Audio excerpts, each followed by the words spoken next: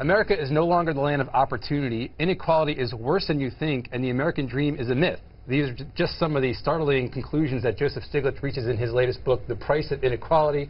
Professor Stiglitz teaches at Columbia University and is a Nobel laureate. So, Professor Stiglitz, there's obviously been a tremendous debate about income inequality in this country. What's new in your book that people are going to say, oh, it's even worse than I thought? Well, I think the two things that they may not have realized is that America has more inequality than any of the other advanced industrial countries. And even more striking, you know, a lot of people say, oh, we don't care about outcomes, we care about opportunity.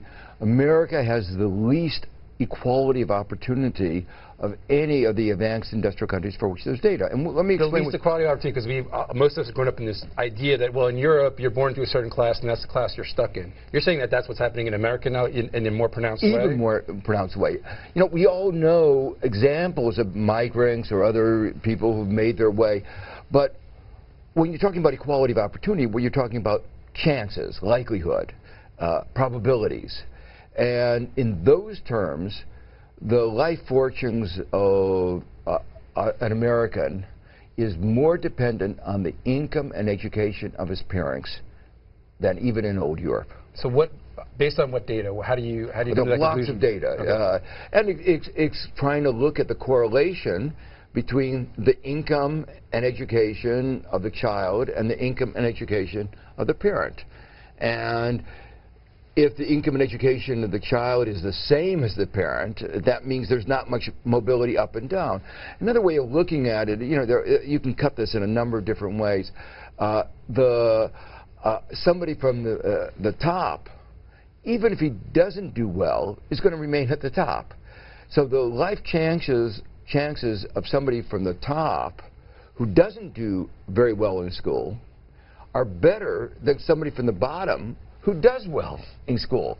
So that really says, you know, that your parents make a great deal of difference to your economic fortunes. We're not the land of opportunity that we would like to be. There was one stat that jumped out at me that of the elite universities in this country, only 8% of the students come from the bottom 50%.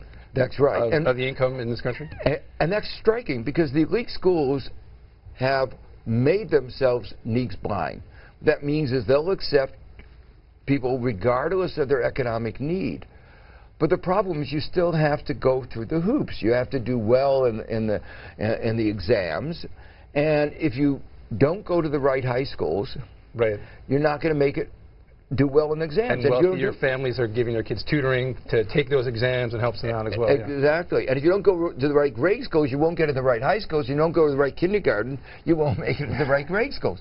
So the system is, you know, it has this baked-in inequality. And what's so disturbing is that means it's more likely that the level of inequality in the United States, say 20 years from now, is going to still be even larger because this is a system that cascades upon itself. Right. You're right. There's a nightmare we're slowly marching towards. What does that nightmare look like to you? Well, it's a more and more divided society.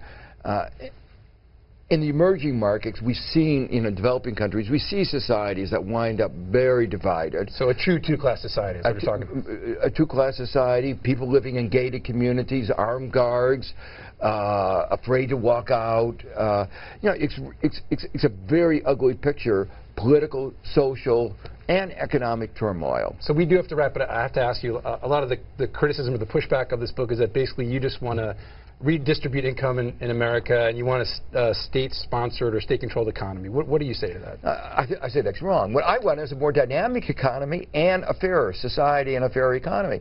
And what my point is that what we've done is created an economy that it is not in accord with the principles of free markets. Right. We don't have a free market economy. We don't have a free market. And you're saying less inequality would mean a better economic growth. Exactly. And that's really the most important lesson that comes out of the book. All right. We've got to leave it there, Professor. Thanks very much.